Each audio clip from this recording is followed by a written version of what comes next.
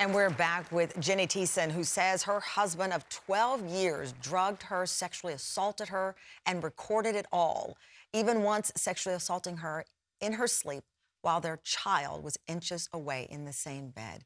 Jenny, thank you so much for continuing this conversation with us. Take me to the day when you discovered your husband had been secretly videotaping you in your home. You witnessed strange behavior before involving pornography and some suspicious internet activity. Then you found this USB drive. What did you think was on? You saw this USB and you decided just to look at it? Yeah, I had been traveling and borrowed a backpack that was his, but we both used it and was just cleaning out the toiletries in the various pockets and came across a USB drive and thought I hadn't seen this one and plugged it in and discovered that he had been recording his coworkers in the employee bathroom. And also there was two videotapes of me on there. And that was one of the things throughout our marriage when I would question something or there'd be a concern or a red flag, he always found a reason immediately to say it was my fault for what he was doing, even though logically it made no sense. As I said, one of the images or some of the video, you in your home and your child in the bed with you. When you're looking at the video, did you recall any of it? How did you know that you were drugged? Was it as clear as, I don't remember this night, I would have remembered this, and I certainly would have remembered my child in the bed with me? Yeah, it's one of those kind of life flashes in front of your eyes moments. And it just made sense. That night we had a party at our house. It was New Year's Eve.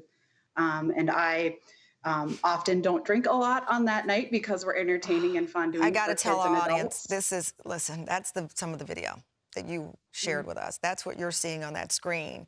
That's the video that Jenny saw for the first time, her then husband lifting her eyelids. She's unconscious in that video. Did you? Yeah, that video is actually when we were in Anguilla. Oh, That was a different time. And when I discovered this and after, down the road, I had a chance to ask him, what were you doing to me? And his response was, I liked to play with you while you were sleeping. did you know And this at was a that, crime? Did you know at the time when you saw that video? Because now at this point, you know you don't remember. As you said, Anguilla it happened again with your child.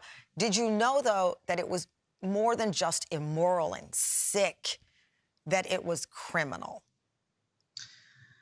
at that point, I didn't, from that video specifically, I didn't. But when he said that he liked to play with me while I was sleeping, I thought, what do I do with this? So then jump ahead a few months later when I did discover the actual rape video, in a way, terrible analogy, but it was my golden ticket to actually prove what he had been saying, what he told me that he had been playing with me. And Ah, when I discovered that video, my mom was helping me with laundry.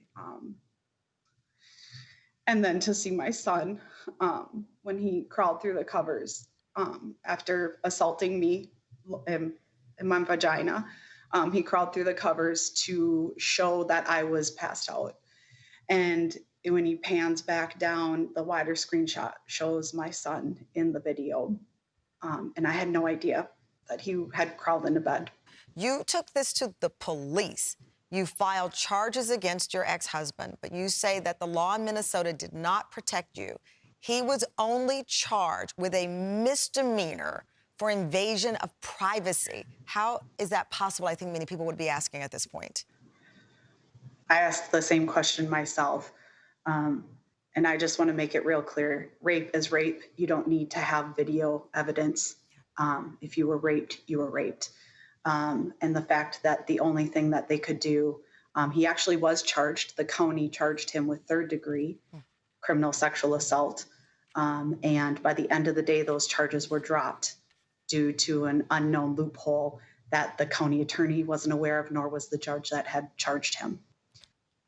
In February of last year, you spearheaded a campaign that passed in both the House and Senate of Minnesota to repeal that loophole that allows sexual assault within a marriage. I tip my hat to you. I bow down to your perseverance in this. How did it feel to fight back in that way? You know, I'm a pretty open person, and this was something my marriage, I kept quiet. I was embarrassed, and I also didn't know what I should do. Mm. So when this had all come to light and I discovered it, it felt really freeing. And also, when the law couldn't help me, I sought out to help others. And Mm. that my goal was, if I can change the trajectory of one person, if one person doesn't have to receive that call after coming forth, then I've made a difference. You are incredible. You are absolutely incredible. Thank you, Jenny. And I want to point out, as I said, several states around the country still have these questionable marital consent laws, and Jenny is working to change these laws. If you are a victim of sexual assault or you have questions, please go to TamronHallShow.com for more information.